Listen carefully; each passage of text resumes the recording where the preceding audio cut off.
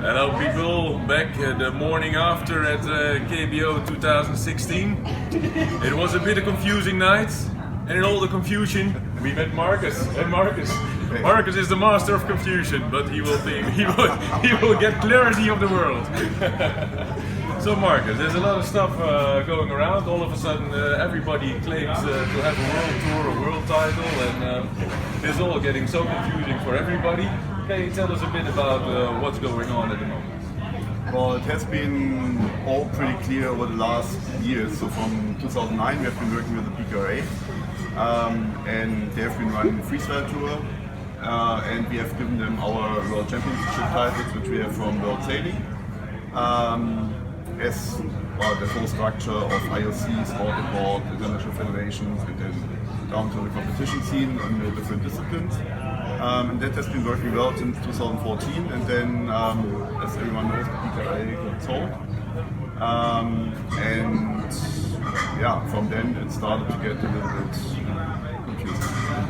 Yeah, we see all these news things, and everybody saying, no, we're the world tour, no, we're the world tour, and everybody says like, oh, what's going around? And now riders don't even know where they want to ride even more. Yeah, so the thing that happened, and that's where it all started, was that it was clear that we have the World Championship, so IKA and World Sailing have the World Championship title, so we organize the World Championship in whichever form. And then the PKRA at that time, then now called World Kite Tour, I think. I don't know, there's so many acronyms, like I don't know how many letters you can put behind one name. But I lost track myself, but so there's a World Tour, but they can't crown World Champion. And that's perfectly fine, you know, everyone can organize competitions if it's done properly and in line with rules and regulations. And it's an important thing because we don't want to have something like in boxing where you have 4 different associations and everyone claims their shit, and that's just, I mean, no sport, especially such a small sport as kiteboarding, doesn't need that. So what was needed was clarity. So there's a world champion, we are doing that, and then there's a world tour, and that's perfectly fine. You know, you do it by the rules, you don't claim anything that you don't have the rights to, and the more competitions in the world with prize money, the better. So we are happy about that. If the riders can make money, that's perfect. The problem then starts that now the World Kite Tour, for several reasons, basically doesn't exist anymore, because I mean there are no competitions. Well, there are no competitions for various reasons, and I don't want to go in detail because it's all rumors and no one can prove it about unpaid prize money and whatever. So, but there's no competitions, and the riders don't want to go, and the organizers don't want to do it, whatever. So now we have 2 things. Now we have a new group of riders that, after all the chaos last year, said we want to take things in our own hand. That's the KRU. Another. Oh, there's another club. Huh? I have more for you. More for you. Oh. Let's take this, people. In the bottom line of the video, you can see all the names of all the different clubs. If you know a new one, just put it there. Yeah, just getting ready. So KRU, and we were really happy when we were founded. Because what we were lacking over the last years was really strong rider influence and getting feedback, and we have tried a couple of times in terms of rules development and where the sport should go to get feedback. But it's really difficult. If you ask 10 riders, you get 20 opinions, so it's like with everything. Because everyone has their own interest and it's really difficult to get people together. It's almost sounding like the European Union. Well, and that doesn't really work. So we're really happy, and we started talking, and then it started developing in the direction and said, okay, this is what we want. And there's a long list of things that the riders want to achieve in the future, which is all perfectly fine if we find someone who's paying for it, like free flights and free hotel rooms and all of that. I mean, it's a dream, but someone has to pay in the end, and we all know that's a small sport. But I mean, that's a different discussion. So, and then we had negotiations back and forth, and who is doing what and who is responsible for what. And our biggest issue in the last years with the PKRA, and that's where it came to an end in 2014, was that for a fair world championship, what we have to ensure is that the titles are delivered in a fair way.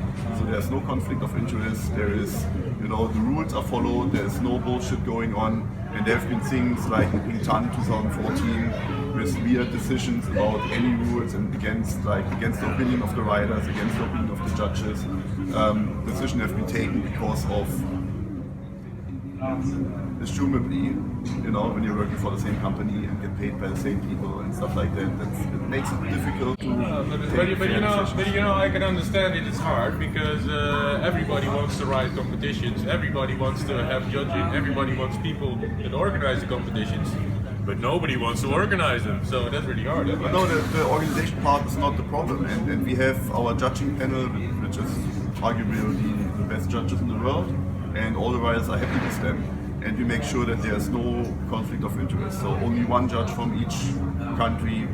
If there is, if judges are sponsored by kite brands, then there's only one per brand, so that you not have like a slingshot rider in a heat, and then you have two judges sponsored by Slingshot judging that. I mean, it's just, and even if you would say we trust the judges that they are completely neutral, but just the perception to the outside world is like, he won the heat because he's also judging, or he's also sponsored by Slingshot, and we can't have that. So we have to make perfectly clear that there is no connection to any sponsors or kite brands, or in the case with the PKRA when it ended, that the tour is owned by the same guy who's owning a kite brand and is employing the head judge as accountant or stuff like that. I mean, it's just, it's just not right.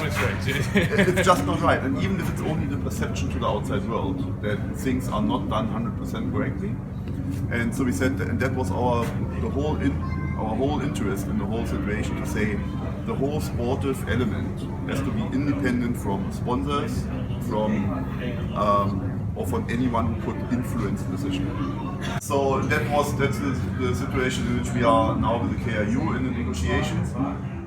So KRU had their opinion on how they want to run it, and we offered them a contract to say, okay, you can do the whole tour management, you can make a contract with the organizers, you can get outside sponsors in, we have no interest in commercial rights, neither of the riders nor of the event organizers. We just want to make sure that the sport of delivery is fair and independent. But in the end, we are all the spectators of the sport, and can we expect even more great competitions like we had last weekend over here?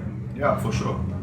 So bringing that to an end, that's where we stay at the moment. The KRU needs the World Championship title, because otherwise the organizers have no interest in running the competition, because that's what they want to get money from their sponsors. So I mean, actually it could be so easy. We could be all happily working together. We already had an agreement, we're ready to sign it basically, and then someone else came up with a stupid idea. No worries, that's all. It's all in the papers. We all have to wait till everybody signs it, and then we can go happily ever after. And I'm confident that it's a painful process where the sport has to go through, unfortunately, but I think we will come out with something good in the end. And I mean, it's good for everyone. It's good for the riders. There will be more competitions. There's clarity, and finally one united tour with one title in the end. One tour, one world title. Everyone happy. So yeah. You hear that, people? At the end, we'll all be cuddling. First, there needs to be chaos before something beautiful can grow. Right. Well, thanks a lot, Markus. Right. And guys, if you want to know more, just follow us. Perfect.